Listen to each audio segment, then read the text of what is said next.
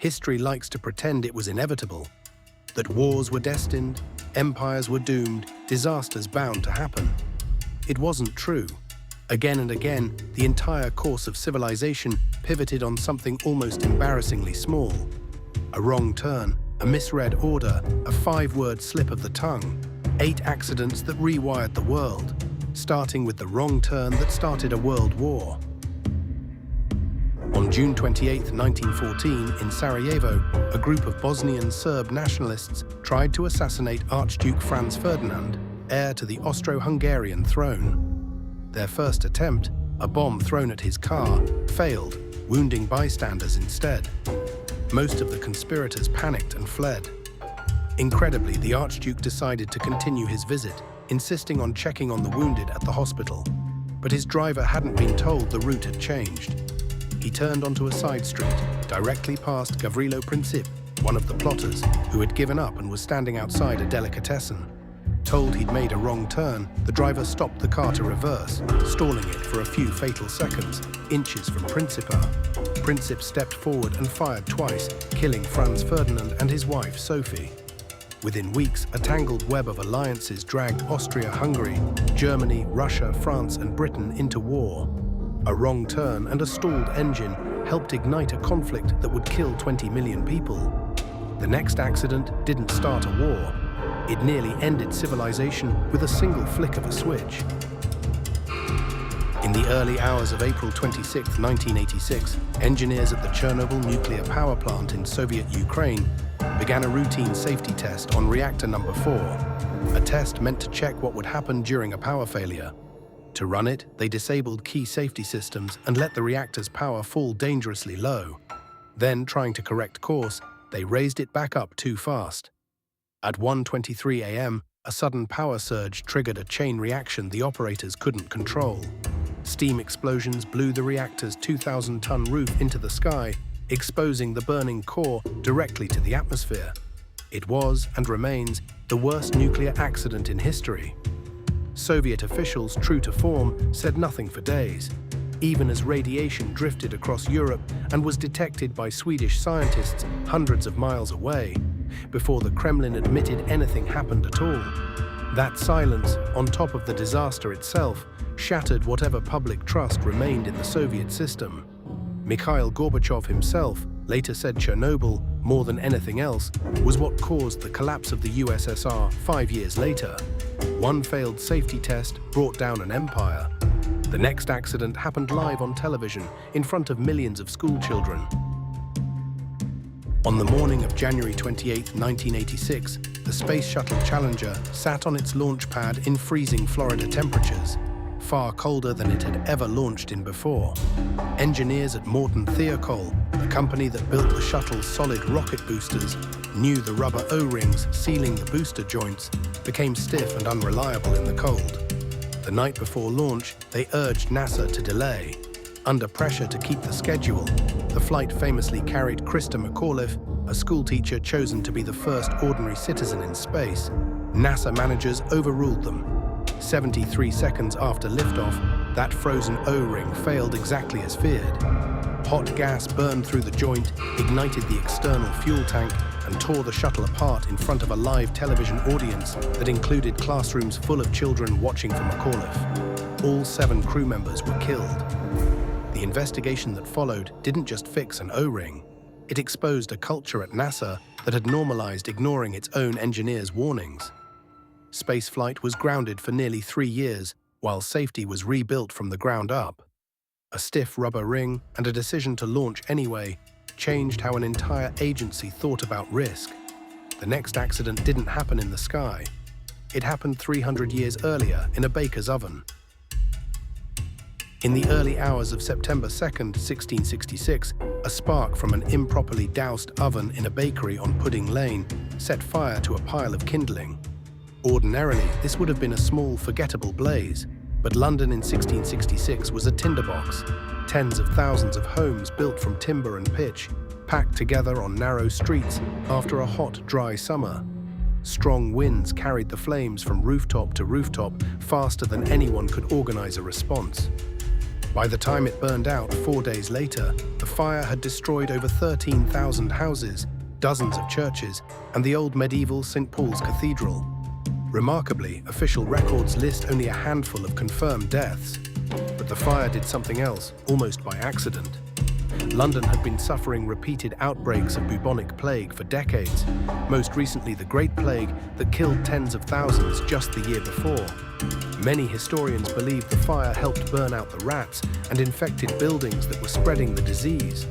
The city that rose from the ashes was rebuilt in brick and stone, with wider streets, a city that could never burn like that again. One kitchen accident may have ended a plague and remade a capital. The next accident sank a ship that was supposed to be unsinkable. On the night of April 14, 1912, the RMS Titanic was steaming near full speed through the North Atlantic, despite at least 6 iceberg warnings radioed in from other ships that day, several of which never made it to the bridge. The ship's lookouts, famously, had no binoculars. The key to the locker holding them had been left behind in a last-minute crew reshuffle in Southampton. When they finally spotted the iceberg with their bare eyes, they had less than a minute to react. The crew's turn came just late enough to avoid a head-on collision, which the ship might have survived, and instead scraped the iceberg along its side, buckling steel across several compartments at once. Titanic carried lifeboats for barely half of the more than 2,000 people aboard, because outdated regulations calculated lifeboat numbers by the ship's size, not its passenger count. More than 1,500 people died. It took a small chain of ordinary failures, a missing key, an ignored warning, an outdated rule, to sink a ship the world had called Unsinkable. In its wake, nations wrote the first modern international safety laws for the sea. The next accident didn't sink a ship. It brought down a wall with one confused sentence. On the evening of November 9, 1989, East German spokesman Günther Schabowski walked into a press conference to announce new, slightly relaxed travel rules for East German citizens. There was just one problem. He hadn't been properly briefed. Handed a note about the change only minutes beforehand, he didn't realize the new rules were meant to take effect the next day, with an orderly process for applying. When a reporter asked exactly when the changes would start, Schabowski hesitated, shuffled his papers, and said the only thing he could think of. Immediately, without delay. Within the hour, East German television was broadcasting that the border was open now. Tens of thousands of East Berliners poured toward the checkpoints demanding to cross. The border guards, who had received no evacuation orders and no instructions for a night like this, faced crowds too large to control and, one by one, simply opened the gates. There was no invasion, no summit, no treaty. A man mangled one sentence at a press conference, and the Berlin Wall, the most heavily fortified border on Earth, came down by accident overnight. The Cold War effectively ended within the year. The next accident didn't end an empire, it handed one an entire hemisphere it never knew existed. In 1492, Christopher Columbus set sail west across the Atlantic with a plan to reach Asia's lucrative spice and silk markets by an untested shortcut. His entire voyage was built on a calculation, and the calculation was wrong. Using a badly underestimated figure for the Earth's circumference and overestimating the size of Asia, Columbus believed Japan lay only a few thousand miles west of Europe. In reality, an entire hemisphere he didn't know existed stood in the way.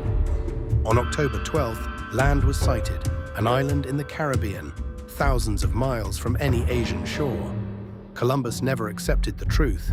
He died still insisting he had reached the outer islands of Asia, never realizing what he'd actually found. His mistake still triggered one of the largest transformations in human history, the collision of the old world and the new. Within decades, it reshaped trade, agriculture, and empires on every continent it touched, while devastating the indigenous peoples already living there. An entire era of global history began with a European mapmaker's error he refused to correct. The final accident didn't cross an ocean. It leveled a city in a single morning, decades before the atomic bomb. On the morning of December 6, 1917, in the crowded harbor of Halifax, Nova Scotia, a French cargo ship named the Mont Blanc was navigating out through the Narrows, secretly carrying a massive load of wartime explosives. Coming the other way was a Norwegian ship, the Emo. Through a mix of miscommunication, right-of-way confusion, and simple bad luck, the two ships collided at low speed. It should have been a minor accident. Instead, the collision sparked a fire aboard the Mont Blanc, which began drifting, burning, directly toward the packed piers of downtown Halifax, with crowds gathering on the docks and in windows to watch the spectacle, unaware of what the ship was carrying. At 9:04 and 35 seconds that morning, it detonated.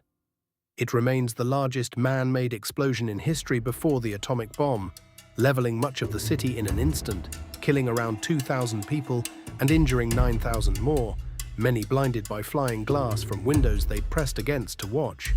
Out of the tragedy came real progress, pioneering advances in disaster relief coordination and in pediatric trauma and eye surgery, driven directly by the flood of injured children.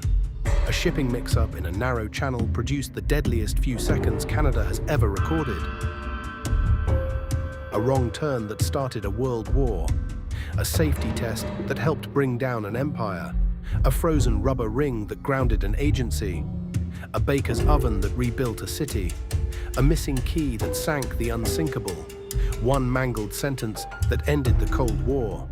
A math error that collided two worlds. A shipping mix-up that leveled a city in 20 seconds. None of these were inevitable.